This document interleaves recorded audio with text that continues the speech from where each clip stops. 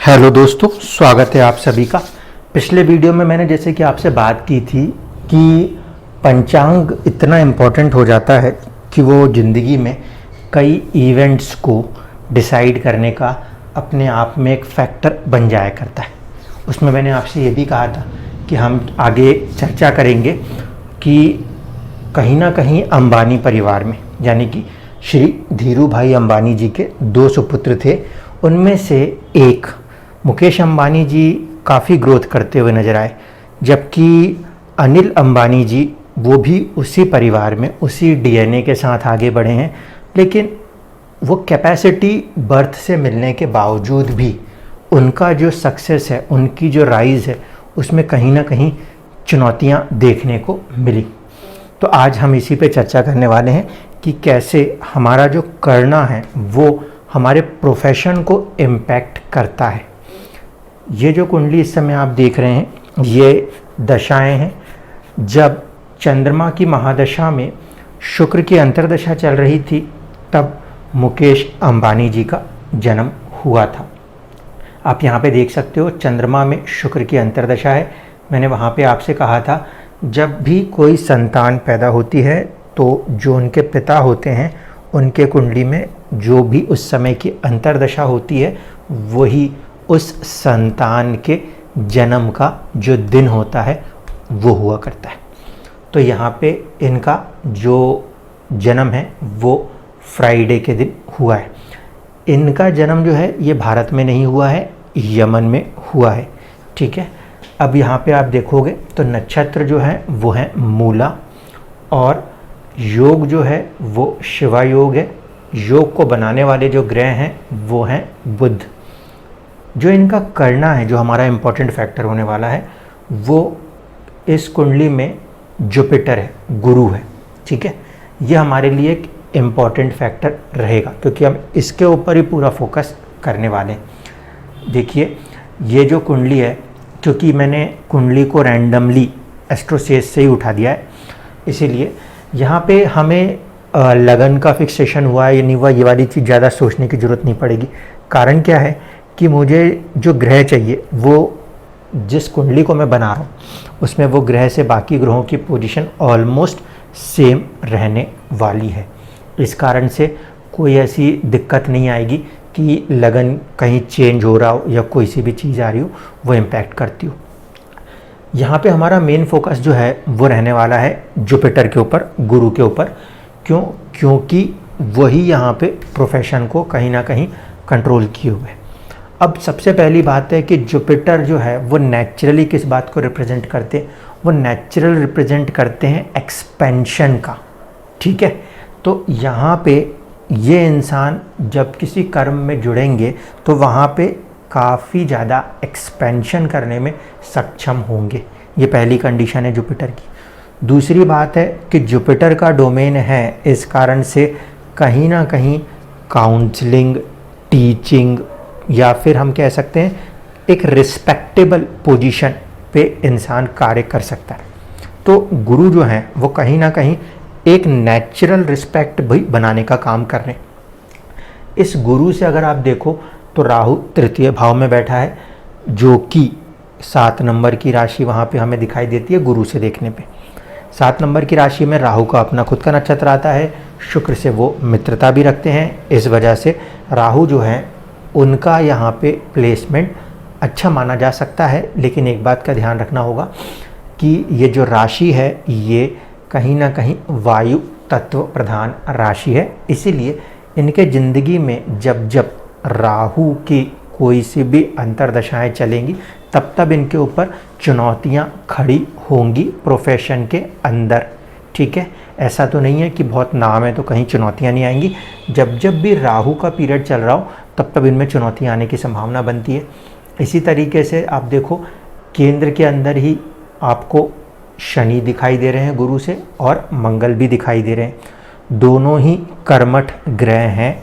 इस कारण से ये तय है कि बहुत ही ज़्यादा मेहनती वो इंसान होगा अपने कर्म के मामले में। दूसरी इम्पॉर्टेंट चीज़ है, चंद्रमा जो है वो कहीं ना कहीं इसमें गुरु से पंचम भी है और गुरु से दृष्ट भी है। ठीक है। चंद्रमा द्विस्वभाव राशि में है, इसीलिए चंद्रमा की दशाओं में भी 50% गुड 50% बैड का रिस्क तो रहेगा। साथ ही साथ आप देखो ज़्यादातर ग्रह जो बन रहे हैं अब वो आए हैं इनके 9th हाउस में, जहाँ पे गुरु दृष्टि भी दे रहे हैं, यानी कि उन सबके ऊपर एक पॉजिटिविटी काम कर रही है। ठीक है, अब आप इस चीज़ को देख पा रहे होगे कि कहीं ना कहीं जो इनका करना था, जुपिटर था, वहाँ से मोस्ट ऑफ द प्लैनेट्स जो हैं वो काफ़ी पॉजिटिव होके बैठे हुए। इस कारण से इनको प्रोफेशन में थोड़ी बहुत चुनौतियाँ आती हैं, लेकिन पॉजिटिविटी ज़्यादा है, बढ़त ज़्यादा होती है। दूसरा एक फैक्टर और जो मुझे देखने को मिला है वो ये कि हमने जब देखा था कि इनका जन्म जो है वो शुक्रवार के दिन हुआ था, और अगर लगन 7 नंबर से जहाँ पे AS लिखा हुआ है, राहु बैठे हुए, वहाँ से बनती है, तो फिर कहीं ना कहीं शुक्र जो है वो 7वें भाव में आएंगे ओरिजिनल लगन कुंडली में, और इंसान उसके ऊपर ज़्यादा फोकस होके काम करता हुआ दिखेगा। जो आपका डे लॉर्ड है वो डे लॉर्ड आपकी कुंडली में जिस पर्टिकुलर हाउस में जाके बैठेगा, उस हाउस से जुड़कर ही कहीं ना कहीं आपको एक नेचुरल एनर्जी प्राप्त होगी। हमने साथ ही साथ ये भी देखा कि इनके लिए जो योग कारक हो रहा है, योगिक प्लैनेट बन रहा है, वो बुध बन रहा है, और बुध भी अगर हम देखें तो उस लगन कुंडली के हिसाब से 7th में है। इस कारण से व्यापार में इनको काफ़ी अच्छा एक पोजीशन बनाने को इस बुध ने दिया है। अब ऐसा तो नहीं है कि फादर के सपोर्ट से चले हैं, ठीक है, कहीं ना कहीं ये अपने दम पर भी, क्योंकि उन्होंने चीज़ें बना के दी हैं फादर ने, लेकिन उसको चला पा रहे हैं अच्छे ढंग से। तो यहाँ पे ये जो एक आपका गुरु है जो कि इनका कर्मा या कर्णा लॉर्ड बना है, उसने सपोर्ट किया है। अब सेम फैमिली के अंदर अगला जन्म जो है वो हुआ था अनिल अंबानी जी का।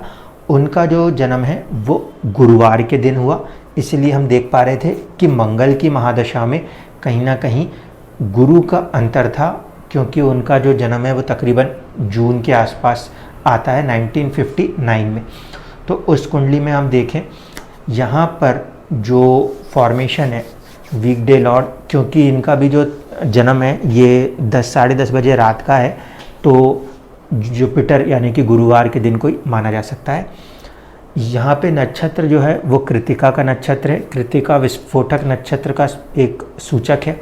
दूसरी बात है कि सूर्य का नक्षत्र जब आता हो तो इंसान थोड़ा सा ज़्यादा अपने आप को पॉलिटिक्स या अपने आप को एक हायर छवि की तरफ लेके जाता है, जबकि हमने देखा था कि जो हमारे मुकेश अंबानी जी का नक्षत्र है वो मूला नक्षत्र है केतु के साथ। तो केतु के नक्षत्र में अगर चंद्रमा बैठा हुआ है तो वहाँ पे इंसान अपने इमोशंस को काफ़ी कंट्रोल करके आगे बढ़ता है, ठीक है। जबकि चंद्रमा के नक्षत्र में अगर सूर्य के नक्षत्र में चंद्रमा बैठा हो तो इंसान के मन में एक ख्वाहिश होती है अपने आप को ज़्यादा आगे बढ़ाने की। अब देखिए चीज़ कैसे हो रही है। योग जो बना रहा है वो ग्रह है इनके लिए मंगल, ठीक है, सुकर्मा योग बना के बैठा हुआ, और जो करना है वो है विष्टि, जिसके स्वामी है शनि। अब शनि जो है वो इस कुंडली में हम अगर देखें तो जो टाइम के हिसाब से एस्ट्रोसेस से डेटा मिला उसके हिसाब से तो ये शनि 12वें भाव में थे, लेकिन हमें उसमें ज़्यादा डेप्थ में जाने की ज़रूरत नहीं पड़ेगी कि शनि 12वें भाव में थे कि नहीं। हम क्योंकि उसको as a indicator of a profession देख रहे हैं तो हमने उसी को उठाया और लगन को बना दिया। अब आप देखो कि इस कुंडली में जो ये कर्णा लॉर्ड है शनि, उससे कितने ग्रह आपको केंद्र में देखने को मिल रहे हैं, एक केतु और एक राहु। इसको छोड़ दिया जाए तो बाकी के सारे ही ग्रह जो हैं वो कहीं ना कहीं 6ठे भाव में या 8वें भाव में बैठे हैं, ठीक है। शनि वैसे भी दुख का कारक है और वो बहुत ही ज़्यादा हार्ड एफर्ट कराता है। दूसरी चीज़ है कि शनि जो है वो चीज़ों को कम करता है, मतलब वो कंसंट्रेट ज़्यादा कराता है। एक्सपेंशन जुपिटर का डोमेन है, शनि का डोमेन है कंसंट्रेशन, एक जगह पे सीमित करना। तो जब इनको प्रोफेशन मिला, यानी कि जब हम कह सकते हैं धीरू भाई अंबानी जी की मृत्यु के पश्चात जो फैमिली बिजनेस डिवाइड हुआ, उसमें यहाँ पे ये जो कर्णा लॉर्ड है उससे बाकी ग्रहों की प्लेसमेंट्स पोजीशन इतनी टफ हुई कि धीरे धीरे करके आते आते उनको कहीं ना कहीं उनके जो फैसले थे वो उल्टे पड़ने लगे। एक अच्छा खासा जो एम्पायर चल रहा था वह एम्पायर धीरे धीरे करके डाउनफॉल करने लगा। मैंने इसीलिए कहा था कि कहीं ना कहीं हम ये देखते हैं कि सेम ही फैमिली के अंदर होता है कई बार कि कुछ लोग राइज कर जाते हैं, या कई बार ऐसा भी होता है कि बड़े बड़े नामी हस्तियां जो हैं उनके बच्चे एंटर हुए और उसके बाद उनका डाउनफॉल हुआ और एक बहुत ही गरीब तबके का इंसान जो है उसका बच्चा राइज कर गया। तो ये जो फैक्टर्स हैं, ये फैक्टर कहीं ना कहीं पंचांग के अंदर से निकल के आते। अब देखिए इस कुंडली में भी जो योग्स बनाने वाले ग्रह थे, जैसे कि हम देख रहे हैं कि मंगल यहाँ पे योग बना रहा था, ठीक है ना। तो कि जब मैंने आपको ये स्लाइड दिखाई तो यहाँ पे हम देख रहे हैं सुकर्मण योग जो बन रहा है वो मंगल बना रहा है, और ये मंगल अगर लगन 10 नंबर से ही बना दिया जाए तो मंगल नीच राशिस्थ का होगा, 7th हाउस में आएगा। उसके बावजूद भी क्योंकि मंगल 7th हाउस से कनेक्ट हो रहा था तो वो योग जो है वो व्यापार की तरफ जा रहा था, उसमें तो कोई दो राय नहीं थी। दूसरी चीज़ ये कि जहाँ पे वो योगिक ग्रह बैठा है वो भाव में कहीं ना कहीं जुड़ के कार्य करना लोगों को फ़ायदा देता है। तो व्यापार में आने का रीज़न जो बन रहा था वो तो मंगल का फॉर्मेशन था, लेकिन मंगल खुद भी नीच राशिस्थ था। मंगल जहाँ बैठे हैं उसका स्वामी चंद्रमा उच्च राशिस्थ है, इसीलिए मंगल वहाँ पे न्यूट्रल सा हो जाएगा। मतलब वो बुरा तो करना चाहेगा लेकिन उसका जो राशि स्वामी है या डिस्पोजिटर है वो उच्च का है, तो कहीं ना कहीं उसका फ़ायदा मंगल को मिलता है। लेकिन जो उनका करना लॉर्ड है, जिसके हाथ में प्रोफेशन है, प्रोफेशन की पूरी भागदौड़ है, उससे बाकी के सारे ग्रह जो हैं वो कहीं ना कहीं बहुत ही चुनौतीपूर्ण स्थितियों में बैठे हैं। छठा और आठवां का मतलब है डिले और छठे का मतलब है संघर्ष।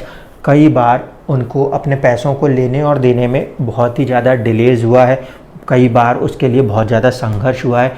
इसीलिए जब इनके प्रोफेशन के अंदर हम देखते हैं तो हमें नज़र आता है कि इतनी ज़्यादा चुनौतियाँ इनके ज़िंदगी में थीं और वो क्यों थी।